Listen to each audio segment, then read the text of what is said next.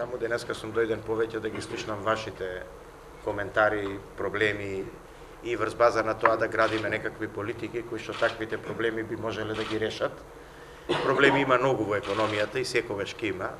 Она што се обидовме да го направиме, оваа година прв пат направивме еден закон за финансиска поддршка, во која што и македонските компании се опфатени. Првите 100 компании веќе добија таква државна помош, односно добија договори, а државната помош ќе биде исплатена до крајот на годината.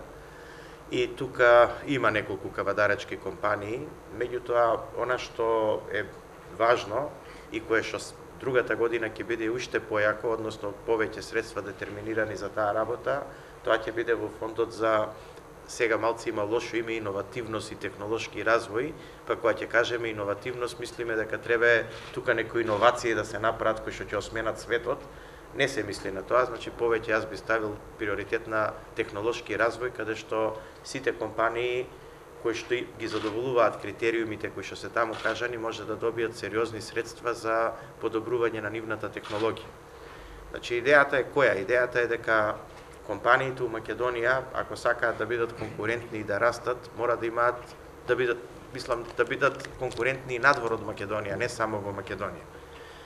Бројката колку компании од Македонија извезуваат надвор од Македонија е малечка и таа у проценти, значи од вкупно регистрираните фирми у Македонија е мал број. Или да не речам тажно мал. Еве така би го кажал сето тоа. И во таа смисла, мислам дека тука треба да се направи еден исчекор да тие компании стануваат конкурентни и да може да излегуваат надвор од Македонија, бидејќи не можете да бидете голема компанија или да растете ако не бидете извозно ориентирани. Зборувам за индустријските компании, нели, за тие кои што се во делот на индустријата. А за да испаднете надвор од Македонија, потребно е да бидете конкурентни, треба две работи, да имате современа технологија и да имате добра организација. Организацијата на ниеден стопанственик не може никој од надвор да му ја направи, бидејќи тој треба да си ја постави организацијата во компанијата. Но она што може да помогне државата, тоа е да му овозможи полесно да дојде до технологија и затоа, значи, евентуално трансфер на некакви знаења надворешни. И точно затоа ги правиме тие програми да помогнеме на стопанствениците да може да купат технологија. Во Законот за финансиска поддршка повратот е 10% или ако сте извозно ориентирани 20%, а додека во Фондот за иновативност и технолошки развој, таму значи поддршката е 30% за обнова на технологија или купување на нова технологија или 70% доколку имате иновативен проект. Сега тука сакам малце да објаснам, иновативен проект не се подразбира само проект да вие направите нешто епохално ново кое што ќе го смени светот. Значи иновативен проект е иако вие да речеме оваа амбалажа за ова шише или за оваа флаша го успеете да го направите побрзо во вашиот производен процес, употребите помалце суровина, заштедите енергија. Значи во таа смисла тоа се подразбира под иновативен проект. Значи, епохални иновации у светот настануваат 1-2 годишно у цел свет. Не очекуваме ние дека у Македонија ќе има такви епохални откритија секоја година по 100, пошто по последните 100 години немало ни една, па така да не гледам зашо оваа година баш 100 ќе има. Така да сакам да ве охрабрам, да ви кажам дека немојте да очекувате и да мислите дека треба да направите нешто епохално за да конкурирате таму. Интересирајте се, ги има програмите, ги има информациите на сајтот на фондот, ги има на сајтот на влада, ги има на сајтот на мојот кабинет. Значи, аплицирајте за тие проекти. Јас бев изненаден кога беше Законот за финансиска поддршка, кога го обзнанивме, некако малце на стопанствениците не им беше веројатно дека тоа може да се случува. И верувајте, интересот беше мал. Првите денови кога почнаа да аплицираат компаниите, да речем имаше само 30-40 апликации. А бидејќи условите за да се аплицира не се комплицирани, значи се едноставни, ние можевме да ги провериме во централен регистар колку компании задоволуваат услови. А условите се два, прости се условите. Значи, првиот услов е да имате приход во годината повеќе од просекот од претходните 3 години, значи само да покажете дека сте компанија која што тоа што го инвестирала нешто расте, така? И втората работа беше да не го намалувате бројот на вработени во таа година во просекот од претходните 3 години. Значи, а тие два податока ги имате у завршните сметки, и едниот и другиот. Завршните сметки постојат у Централен регистар и затоа ние можевме да провериме во Централен регистар колку компании задоволуваат. На сите компании им испративме мејл да ги информираме дека задоволуваат за да се пријават. И на крај така некако таа бројка стана над 100 компании кои што се пријавија, 130-40 компании, од кои 107 ги задоволуваа условите и добија договори. И тие 107 компании оваа година ќе добијат средства до крајот на годината. Сега се прават пресметки, значи тоа е првиот чекор. Првиот чекор е да ги задоволите условите, а вториот чекор е после тоа треба да дадете фактури што сте инвестирале да видиме, нели? И од се што сте инвестирале има поврат 10% или 20% ако сте извозно ориентирани, ако сте го зголемиле бројот на вработени, нели 20% нето плата ако таа плата е над 18.000 денара, а у принцип више и сите мораме да даваме плати над 18.000 денара, пошто и работна рака веќе нема во Македонија и самиот пазар и пазарни услови тоа го диктираат. Во фондот за иновативност уште се пак и условите и полабави, како да кажам, значи можете да аплицирате за тоа. Значи јас сакам да ве охрабрам сите да знаете дека тоа реално функционира, дека реални пари се одредени, дека треба да се аплицира и да се добие. Денеска кога јас почињав да работам стопанство, знаете, јас сум дојден од стопанството влада, тоа беше пред некои 20 на години, овакви програми немаше. Кога тие програми би ги имал јас во тој период, многу лично би ми помогнале и така и ги креирав програмите кои што знаев како треба за човек што сака нешто да направи.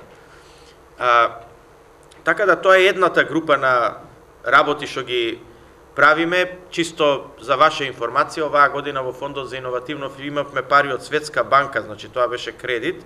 Тие беа некаде околу 5 милиона евра, од кои што дел се потрошија, дел сега ќе се дотрошат.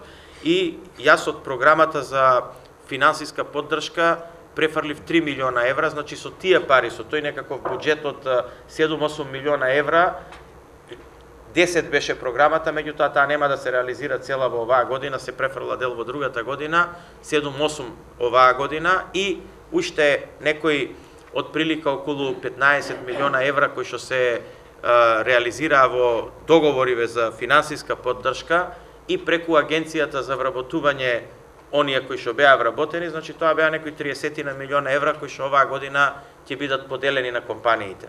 За следната година ова бројка е зголемена. Значи, само во оваа програма за финансиска поддршка ќе има отприлика околу 20 милиона евра, плюс во Фондот за иновативност, значи ќе има дополнителни 10 милиона евра, плюс во агенцијата, значи следната година веќе таа бројка сме ја планирале да биде над 40 милиона евра. Ама ние би биле многу тажни кога не би имале на кого да ги поделиме тие. Значи, затоа ве молам, бидете проактивни, добите ги средствата, обновете технологијата, купете машини. Значи, во тој дел сакаме да ви кажеме дека нашата намера е искрена и сакам искрено да помогнеме, искрено тие средства да ги поделиме и тоа на реални компании. Ова е еден како да кажеме, регионална комора и еден регион. Јас одам по сите региони, на сите региони ова го кажувам, но не можеме ние да ви доделиме никаква помош ако вие не аплицирате и ако не инвестирате. Тоа е првата работа.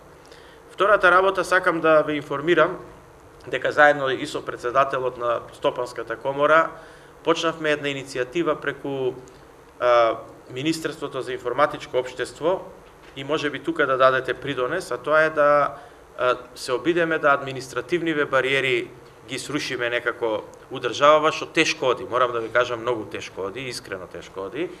Значи, еве еден пример, јас го кажувам стално, ако конкурирате на било каков тендер на јавно, на државно предпријатие, во тој случај ви бараате неколку сет на документи. Во тие документи, во главно ви бараат документи што државата ги има. Например, учествувате на тендер, ви бара да донесете од Централен регистар, значи тековна состојба. Ви бара да однесете, не знам, бонитет. Ви бара дека не сте во стечај и ликвидација. Ви бара дека имате платено сите даноци во управа за јавни приходи. Па значи и тековната состојба и бонитетот ви ги издава Централен регистар. Зошто ви би имало потреба да одите у Централен регистар, да земете документи, за да после одите во ЕЛЕМ да конкурирате на тендер? Кога ЕЛЕМ е државна институција, има пристап до Централниот регистар и може да си ги повлече тие документи од таму. Или зошто би требало вие да одите Управа за јавни приходи да носите потврда, кога ЕЛЕМ може од Управа за јавни приходи да донесе. Значи, се обидувам да направам еден систем во кој што вие како компании да приложите само тоа што е ваша работа, понуда и цена, така? А се останато институциите да можат електронски да си ги повлечат документите и доколку вие не задоволувате некој услов, например ги немате платено сите даноци во Управа за јавни приходи, да добиете информација дека не го задоволувате тој услов, па ако можете да го коригирате за 3 дена да платите ако нешто немате платено и така натаму. Значи, во таа смисла некако да ги автоматизираме и олесниме тие постапки и процедури кои што вие како компании сега имате доста административна работа и за, нели, ова го кажувам во делот на јавните набавки, го има во делот на концесиите, во делот на земјоделието, во барањето на субвенции и така натаму. Така да, тоа се програмите, да речеме, со кои што се занимаваме во моментот како влада, кои што се надевам дека ќе олеснат на економијата. И третата идеја која што ја имам во глава и која што се обидуваме да ја реализираме, и тука ќе бараме повторно ваша помош, е проблемот со кадар во државата. Значи, ако мене ме прашате како би ги дефинирал трите најголеми проблеми во државата што ги има економијата, прво е, значи, како економијата да ја зголеми конкурентноста и да дое до технологија, и тоа се овие средства што ви ги кажував. Второто е, значи, како да полека ги рушиме, да ја рушиме администрацијата и бирократијата со која што се занимавате секој ден и која што ве мачи. Еве нешто кажав на тој дел. И третиот момент е, кој што ќе биде све поголем и поголем проблем за економијата во Република Македонија, тоа е кадарот. Значи, сите вие се соочувате со проблем да веќе тешко се наоѓа кадар за работа, или е тој нестручен, или не сака да работи, или евентуално, не знам, има други проблеми, се иселува и така натаму. Во тој дел направивме 3 нови програми. Значи, првата програма е закон за практиканство. Зошто закон за практиканство? Заради тоа што ако вие денеска земете во вашето предпријатие човек да доаѓа на работа, на пракса, тој има нерегулиран статус и проблем ви е ако дојде инспекција и го најде тука на лице место, ќе го третира дека вие непријавен работник, така? Од друга страна, ако е тој непријавен работник, и следат казни, нели, за сета таа работа. И затоа рековме закон за практиканство, кај што викаме секој, али тој закон за практиканство не е само за ученици, него за сите до 29 години. Значи, тој може да е и завршен, и дипломиран, и со оформено образование, средно, високо, небитно, меѓутоа, бидејќи нема искуство, тој доаѓа кај вас на пракса и вие имате можност 6 месеци да го плаќате 6000 денара, плюс без ништо, значи, и тој да има регулиран статус кај вас. Понатаму, значи, доколку ви треба следните 6 месеца 12.000 денара, со платен персонален данок само, ако ви треба и ако тој се обучи, тогаш задржете го, нели, за стално и тогаш треба да му го регулирате статусот. Меѓутоа, до 12 месеца тој може да биде кај вас со регуларно да престојува во фирмата. Зошто? Заради тоа што рачунаме дека во тој период тој не многу придонесува за работењето на фирмата, него повеќе учи него што придонесува, и затоа ги олеснивме овие критериуми за да тој може регуларно да биде во вашата компанија. Втората работа која што се обидуваме да ја направиме е да направиме дуално образование, и тука ќе барам помош од вас. Значи, дуално образование предпоставува да вие учествувате во едуцирањето на луѓето, а државата само ви помогне во таа работа. Со други зборови, да средношколците бидат во еден одреден период кај вас на работа во фирмите, например 2 дена да биде во фирма, 3 дена да биде во училиште, и при тоа да му се признае, значи, легална диплома, со тоа што тие 2 дена кои што ќе биде кај вас, треба на некој начин вие да го компензирате некаква финансиска сума, меѓутоа на тој начин обезбедувате да имате кадар за во иднина и да можете да дојдете полесно до тој кадар, некако да го едуцирате и да го образувате тој кадар.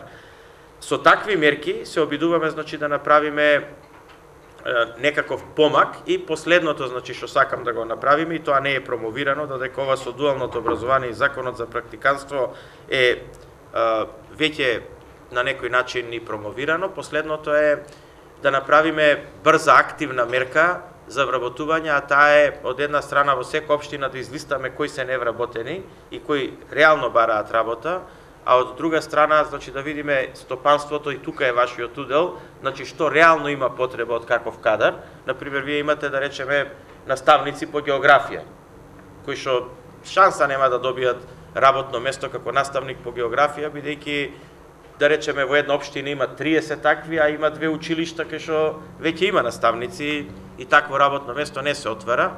Меѓутоа, од друга страна немате сметководители, немате, не знам, оператори на CNC машини, немате некој друг кадар, и во тој случај да направиме, значи, на ниво на општина едно спојување на тие две работи, во кои што тие кои што сакаат и бараат работа, ќе може да дојдат кај вас во компаниите, при што вие ќе им кажете по 6 месеца дека ќе ги запослите и ќе понудите каква плата давате за това, а тие 6 месеца додека они се едуцираат кај вас во компанијата, државата ќе го покрие тоа. Значи државата ќе ги плати нивните плати, придонеси све што треба, тие 6 месеци да работат кај вас, меѓутоа вие треба да ја земете обврската дека после тоа ќе ги запослите доколку тие нели ги задоволат критериумите да се научат да го работат тоа, бидејќи не баш лесно се прави од наставник по географија сметководител, така, чисто како пример кажувам, сега нешто друго може да биде.